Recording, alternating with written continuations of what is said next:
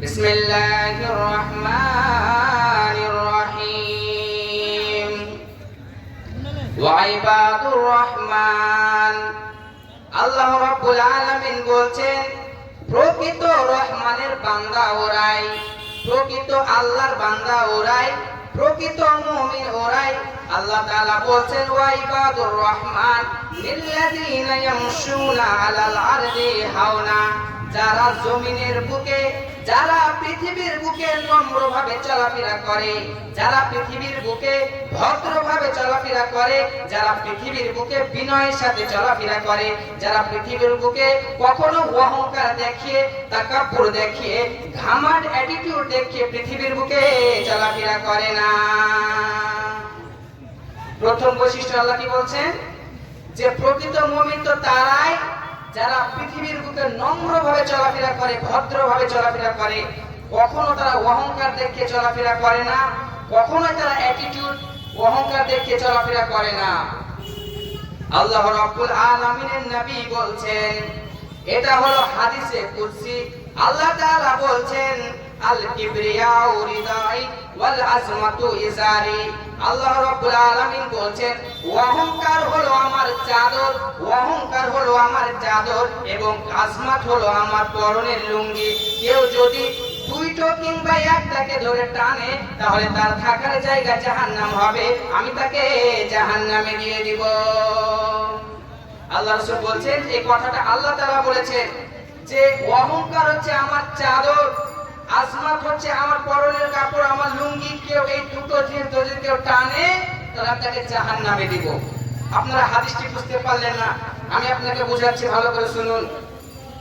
আগের যুগে হতো রাজা বাদশাদের তাদের পরনে দামি দামি পোশাক হতো, তাদের মধ্যে একটি চাদর থাকতো, সেই চাদরটা অনেক দাম হতো, সেই চাদরটা তারা ঘাড়ে করে নিয়ে বসে থাকেন, যেরকম ভাবে আপনারা গামছা বা আপনারা কোন রুমাল ঘাড়ে নিয়ে থাকেন। এখন আপনি রাস্তা দিয়ে চলছেন, ওই রাজা বাদশা যদি রাস্তা দিয়ে চলে আবার কোন মানুষ তার চাদরটা টেনে নেয় তাহলে তার কি সাহস হবে? তাকে সে ছেড়ে দিবে? ছাড়বে না। তো ওটা হলো একটা সম্মান মর্যাদা জিনিস ছিল, সেই জিনিসটাকে যদি আপনি অসম্মান করেন তাহলে সে রাজা বাদশা আপনাকে ছাড়বে না। সেই অনুরূপ ভাবে আল্লাহ তাআলা বলছেন যে কিবরি অর্থাৎ অহংকার হচ্ছে আমার চাদর, কেউ যদি আমার চাদর ধরে টানে তাহলে তার থাকার জায়গা হবে জাহান্নাম। এরপর আল্লাহ রাসূল বলছেন আরেকটি হাদিস শুনেন, হাদিসটি বর্ণনা করছেন হযরতে আবু হুরায়রা। তিনি বলছেন আল্লাহ রাব্বুল আলামিনের নবী বলেছেন লা ইয়াদখুলুল জান্নাতা, কোন মানুষ জান্নাতে প্রবেশ করবে না, কোন মানুষ জান্নাতে যাবে না, কোন মানুষ জান্নাতে প্রবেশ করবে না যার অন্তরে যারা পরিমাণ বিন্দু পরিমাণ অহংকার থাকবে, সে কখনো জান্নাতে যাবে না, সে জান্নাতে প্রবেশ করবে না।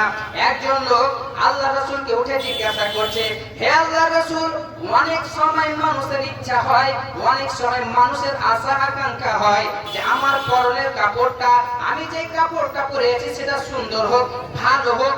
অনেক সময় মানুষের ইচ্ছা হয়, অনেক সময় মানুষের আশা আকাঙ্ক্ষা হয় যে আমার পায়ের জুতোটা ভালো হোক, সুন্দর হোক। তাহলে এটা কি অহংকার হবে? আল্লাহ পাকের রাসূল বলছেন না, এটা অহংকার হবে না। ইন্নাল্লাহা জামিলুন ইউহিব্বুল জামাল, নিশ্চয় আল্লাহ তাআলা হলেন সৌন্দর্য, নিশ্চয় আল্লাহ তাআলা হলেন সুন্দর এবং সৌন্দর্যকে পছন্দ করেন। তাহলে অহংকার কি? আল্লাহ রাসূল বলছেন অহংকার হচ্ছে হক জানার পরে, সত্য জানার পরেও সেটা থেকে মুখ ফিরিয়ে নেওয়া, সেটাকে না মানা, সেটাকে অস্বীকার করে দেওয়া এবং মানুষকে তুচ্ছ মনে করা, মানুষকে হাকির মনে করা, এটা হচ্ছে অহংকার। অহংকার তাহলে কি বোঝা গেল?